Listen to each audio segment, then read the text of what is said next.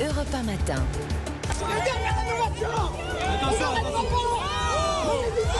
On connaît vos promesses, vous ne les tenez jamais, jamais. Vous ne les tenez jamais. Ces dernières rénovations, et on n'arrêtera pas tant que vous agirez pas. Le premier pas le plus simple, c'est la rénovation thermique des bâtiments. Voilà, qui a dit que c'était calme, la campagne, surtout quand elle se délocalise porte de Versailles pour le salon de l'agriculture en marathon. Samedi, dans les allées de la plus grande ferme de France, 13h tout de même, Emmanuel Macron, entre selfie et huée, s'est fait interpeller un certain nombre de fois. Alors sur le climat, sur les retraites, à la fin de la journée, le président a déclaré avoir ressenti davantage que de la colère, de l'inquiétude. Inquiétude des villes, les retraites, le coût de la vie, la rénovation thermique des bâtiments. Inquiétude des champs aussi, la sécheresse, la grippe aviaire, les normes agricoles, la perte de souveraineté alimentaire, etc., etc. On en parle ce matin de ce salon si mouvementé avec nos deux plumes du lundi. Bonjour Olivier d'Artigol. Bonjour. Bienvenue sur Europe 1 et Charlotte Dornelas de Valeurs Actuelles. Bonjour Charlotte. Un vrai champ de bataille politique, décidément, ce salon de l'agriculture. On va passer en revue un peu les messages qu'a tenté de faire passer le président de la République. Tout d'abord, avant de parler de à nouveau la fin de l'abondance, puisque c'était l'un des messages centraux de son déplacement, on a vu un Emmanuel Macron alpagué de toutes parts par des militants écologistes, mais pas seulement. Ça vous a surpris cette virulence des adresses de certains individus à l'égard du président de la République? Alors pas du tout, et je suis surpris que certains le soient. C'est-à-dire que les méthodes, en l'occurrence là, c'était dernière rénovation, c'est celui dont on a le plus parlé. Leurs méthodes sont connues et leur refus du débat est connu. Leur proclamation, c'est inquiétant comme discours. Là, c'était très clair. Et en plus, évidemment, c'est beaucoup plus impressionnant parce qu'il se démonte pas en face du président de la République, mais on sent un enfermement total. Il arrive en disant ceci n'est pas un débat.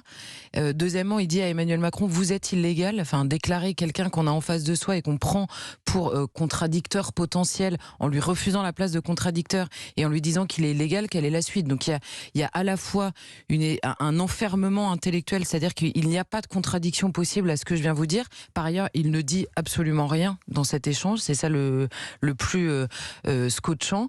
Mais en effet, que ce soit le président de la République en face de lui ou quelqu'un d'autre, la méthode est connue. C'est-à-dire que l'aspect absolument sûr de lui, complètement enfermé dans un monde apocalyptique, on le sait déjà, on le connaît.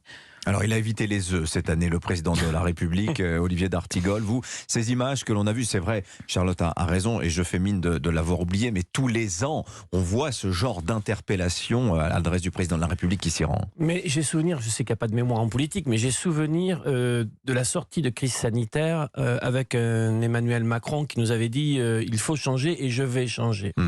Et je trouve que décidément, invariablement, d'une manière indécrottable presque, il ne change pas. Il y a quelque chose dans son attitude qui consiste à aller voir les agriculteurs, les paysans, j'aime bien ce mot, et il veut leur expliquer la situation. Or, il parle à des gens qui sont complètement conscients des réalités, des défis et des enjeux.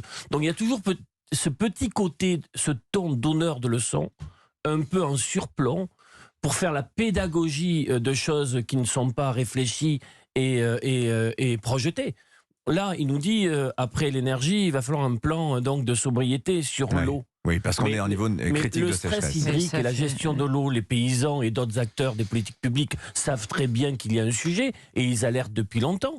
Donc c'est systématiquement le sentiment de manque d'anticipation et venir nous faire un discours très généraliste sur les défis de la période. C'est un peu lassant cet exercice de pédagogie. Alors justement, vous parlez de l'eau, alors je ne sais pas par là que je comptais commencer, mais allons-y.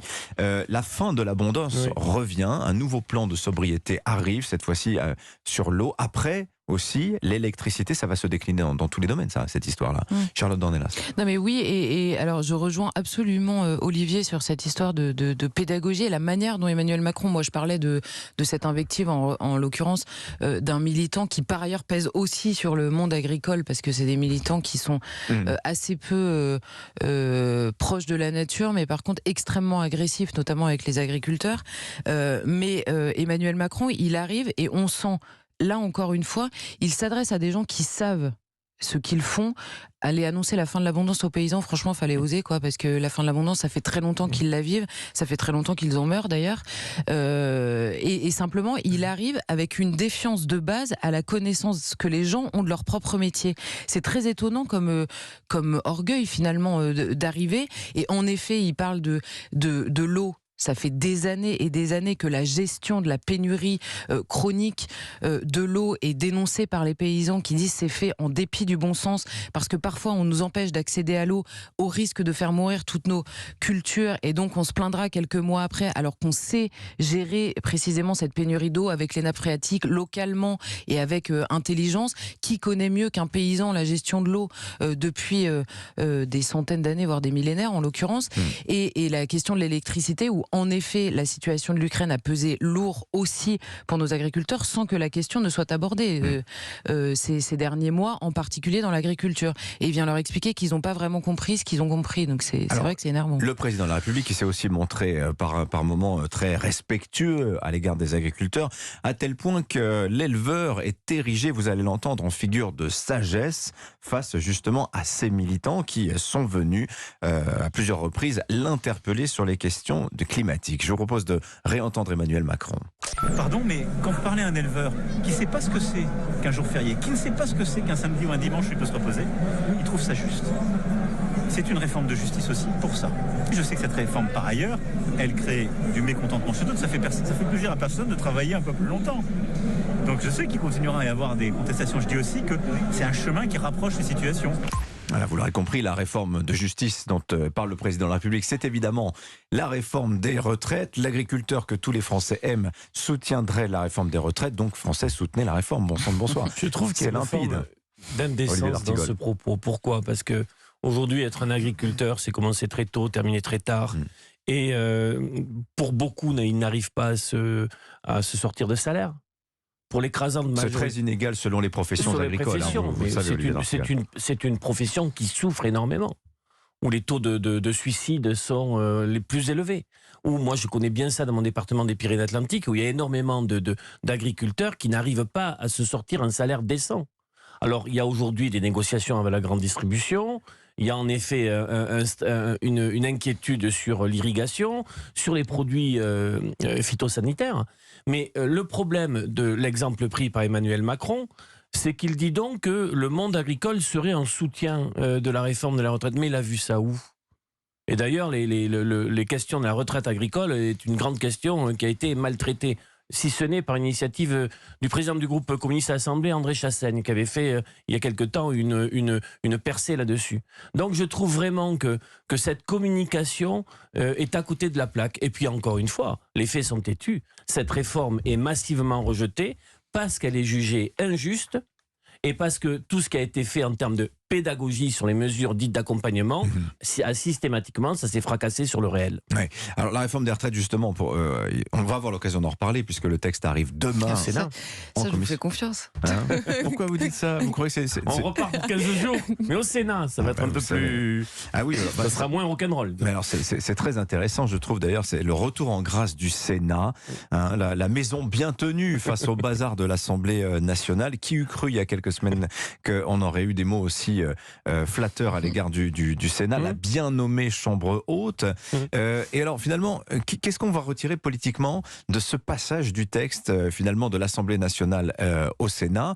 L'impression que finalement que l'ordre qui règne et puis cette bonne volonté affichée par la droite et la gauche sénatoriale de mener les débats jusqu'au bout des 20 articles, en temps limité aussi, puisque tout s'arrêtera le 12 mars, on a l'impression, il y a un espoir en tout cas ce matin dans la presse, que bon finalement toute cette histoire des retraites pourrait bien terminer, Olivier d'Artigol. Bon, d'abord, il y a un deal politique entre la Macronie et les sénateurs LR, qui là prennent la main et qui ont déjà donné, M. Retailleau l'a fait ce week-end, si ce n'est leur ligne rouge, les sujets sur lesquels ils veulent porter le fer. Bon, avec la bénédiction présidentielle qui dit en disant un encouragement en disant mais améliorer le texte. Donc on sait très bien que ça portera sur la politique familiale, sur les carrières longues qui ne devraient...